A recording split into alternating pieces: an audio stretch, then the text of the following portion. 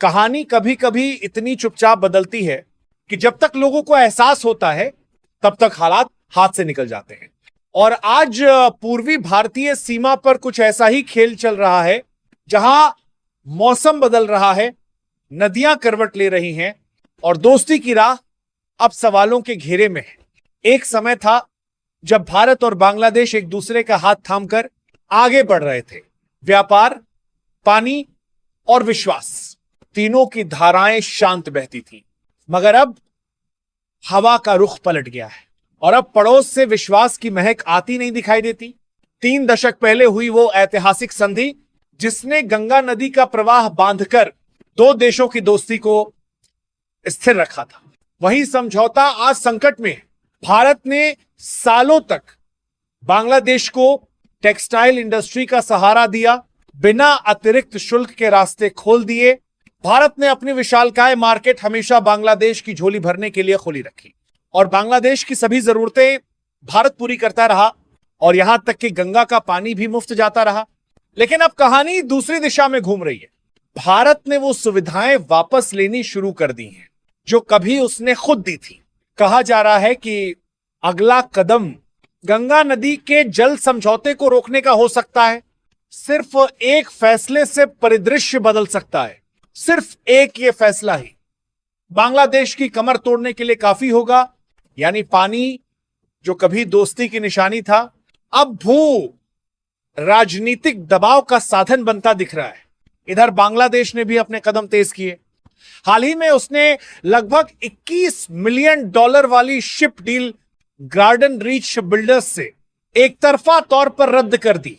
साथ ही भारतीय सामान पर अतिरिक्त शुल्क लगाए गए, कुछ चीजों पर पाबंदी तक लगा दी गई।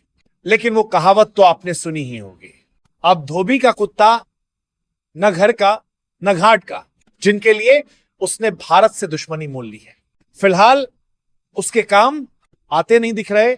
भारत के खिलाफ जो इन्होंने कार्यवाही की, इसके जवाब में भारत ने भी बांग्लादेशी सामान की एंट्री पर सीमित प्रतिबंध लगा दिया है। और इस तनातनी के बीच सबसे बड़ा सवाल यह है, क्या भारत वो कदम उठाएगा जो हालात को पाकिस्तान जैसे मोड़ पर पहुंचा दे? क्योंकि भारत के पास सबसे शक्तिशाली हथियार कोई मिसाइल नहीं बल्कि गंगा नदी का प्रवाह है। यह वही ट्रीटी है जो 1996 में साइन हुई थी 30 साल की अवधि के लिए, और जल्द ही यह संधि रिन्यू होने वाली है। मगर बातचीत ठप है, हल दूर दूर तक नजर नहीं आ रहा। बांग्लादेश की 11 सदस्यीय टीम कोलकाता पहुंची थी ताकि नए समझौते की राह खुल सके, लेकिन नतीजा सिर्फ सन्नाटा, और सन्नाटा कभी अच्छा संकेत नहीं होता। इस नाकामी ने बांग्लादेश की चिंता बढ़ा दी है। वहां के जल विज्ञान विशेषज्ञों ने दावा किया है कि भारत पानी को एक रणनीतिक औजार की तरह प्रयोग कर सकता है, बिल्कुल वैसा ही जैसा पाकिस्तान के मामले में इंडस संधि पर किया गया था।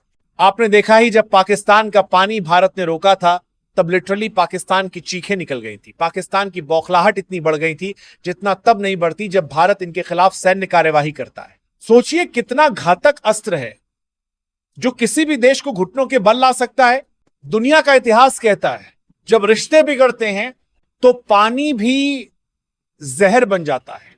भारत 1996 से बांग्लादेश को तय मात्रा में पानी देता आया है, पर यह उसकी मजबूरी नहीं, सिर्फ विकल्प था।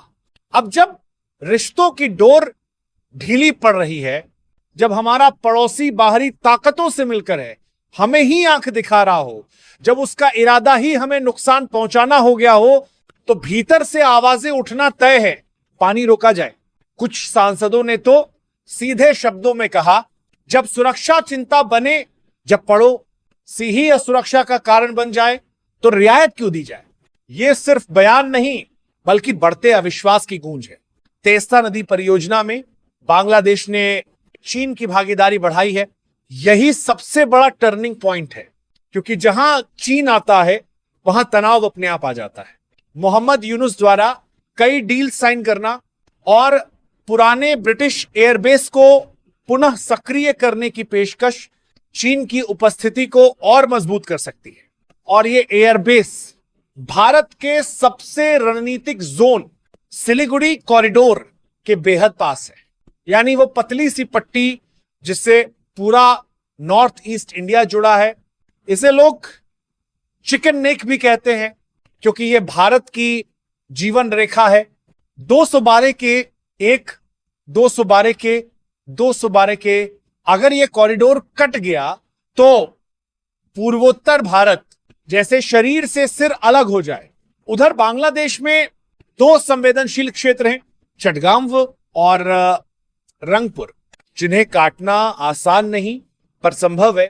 इसी बैकड्रॉप में असम के मुख्यमंत्री का बयान गंभीर माना जा रहा है।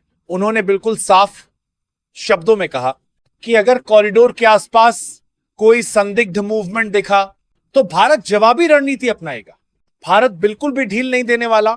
हालात को और गर्म तब किया जब ग्रेटर बांग्लादेश का नक्शा सोशल मीडिया में दिखा।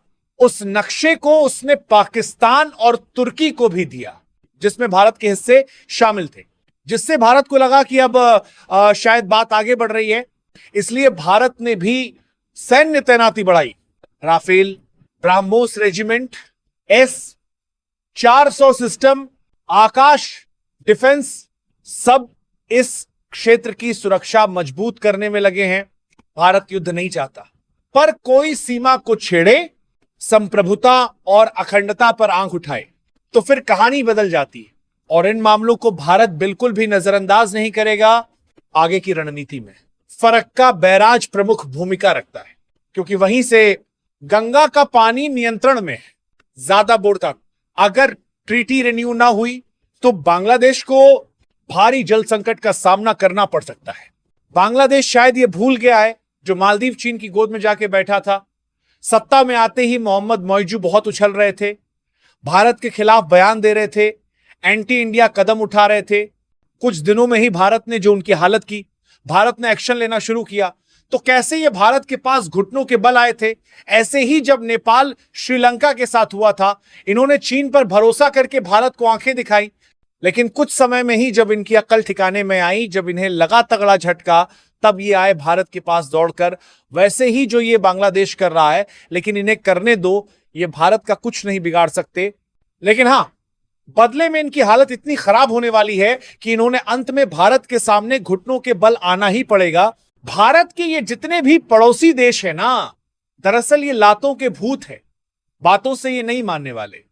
लेकिन पड़ोसी होने के नाते भारत इन्हें बातों से ही समझा रहा था।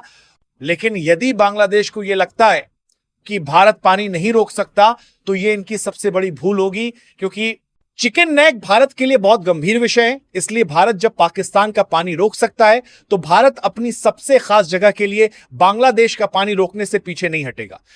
लेकिन अब बस सवाल इतना है, क्या भारत वो अंतिम कदम उठाएगा जो आगे की कहानी लिख देगा, या बिना ये कदम उठाए बांग्लादेश लाइन में आ जाएगा? कमेंट में अपनी राय जरूर से बताएं। और अगर आपको ये जानकारी पसंद आई हो तो वीडियो को लाइक, चैनल को सब्सक्राइब और शेयर कर देना। और हां, बेल आइकन दबाना मत भूलना ताकि कोई भी लेटेस्ट अपडेट आपसे मिस ना हो। तो मेरे प्यारे मित्रों, मिलते हैं अगली वीडियो में। तब तक के लिए जय हिंद, जय भारत।